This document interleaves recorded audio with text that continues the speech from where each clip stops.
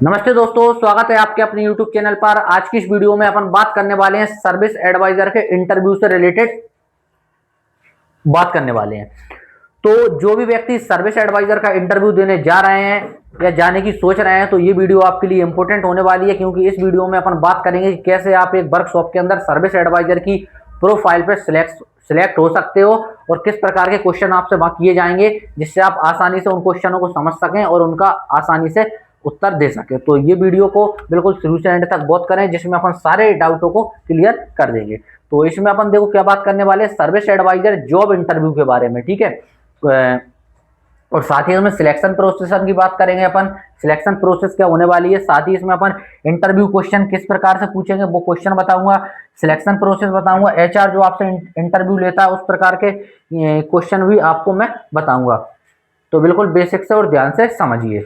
तो सबसे पहले मैं आपको बता दूं कि सिलेक्शन प्रोसेस और इंटरव्यू के लिए आपको किस प्रकार के क्वेश्चन तैयार करने हैं वो क्वेश्चन भी मैं इसमें आपको बताने वाला हूं। तो सबसे पहले एक मैं मोटा मोटा आपको ये बता देता हूं कि जो सर्विस एडवाइजर होता है वो कौन होता है। तो सर्विस एडवाइजर क्या करता है, तो सर्विस एडवाइजर ग्राहक और वर्कशॉप के बीच महत्वपूर्ण भूमिका निभाता है। ग्राहक और वर्कशॉप के बीच महत्वपूर्ण भूमिका निभाता है। इसका काम होता है ग्राहक की समस्या समझना, वाहन की सर्विस की जानकारी देना और ग्राहकों को बेहतर अनुभव देना है। ये किसका काम होता है, ये होता है वर्कशॉप में सर्विस एडवाइजर का काम रहता है, ठीक है। अब इसके बाद नेक्स्ट टॉपिक पे अगर अपन बात करें तो इसमें आपको देखो कस्टमर हैंडलिंग आना चाहिए, व्हीकल का इंस्पेक्शन करना आना चाहिए, जॉब कार्ड क्रिएशन यानी जॉब कार्ड बनाना होता है और सर्विस का फॉलोअप लेना होता है। ये एक सर्विस एडवाइजर का काम रहता है और ये सर्विस एडवाइजर करता है। और सिलेक्शन प्रोसेस की बात करें अपन, इसमें आमतौर पर सर्विस एडवाइजर का सिलेक्शन प्रोसेस 4 स्टेप में होता है। कितने स्टेप में होता है, 4 स्टेप में होता है। 4 स्टेप कौन कौन से उनको समझ लीजिए। सबसे पहले आप रिज्यूमे देते हैं तो सबसे पहले आपका रिज्यूम चेक किया जाता है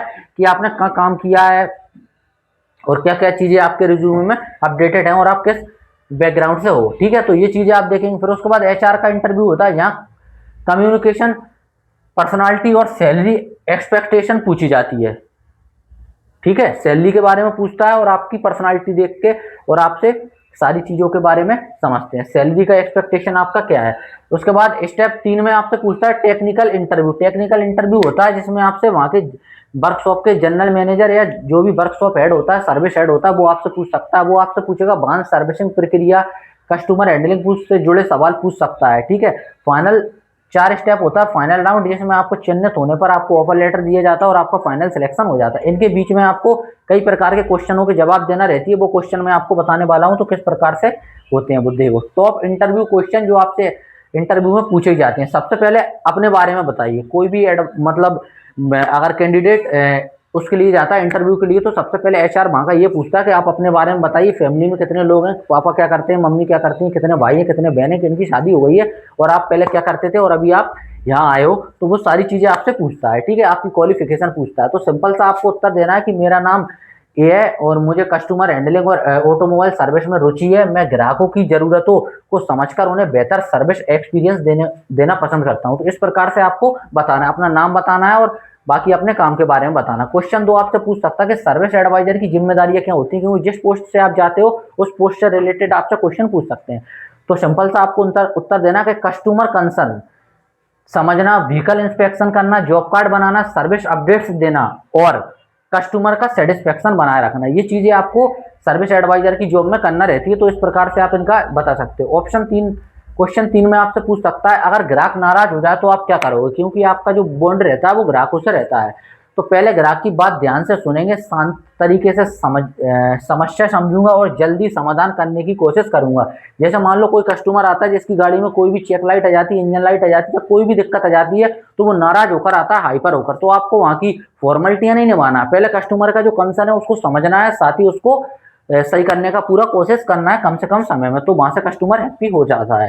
क्वेश्चन 4 में आपको पूछ रहा है आप इस नौकरी के लिए क्यों सही हो, मतलब आप जिस नौकरी करने आए हो तो उस नौकरी के लिए आपको ही क्यों रखूं मैं, ऐसा आप में क्या है। तो वो आपको बताना है कि मेरा कम्युनिकेशन स्किल अच्छा है और मैं कस्टमर सेटिस्फेक्शन पर ध्यान देता हूं। तो इस प्रकार से आप अगर बोलोगे तो आपको कोई भी दिक्कत नहीं आई। क्वेश्चन 5 में आपसे पूछ सकता है कि आपकी स्ट्रेंथ क्या है। सिंपल आंसर देना है, समस्याओं को जल्दी समझना और ग्राहकों को अच्छा व्यवहार करना।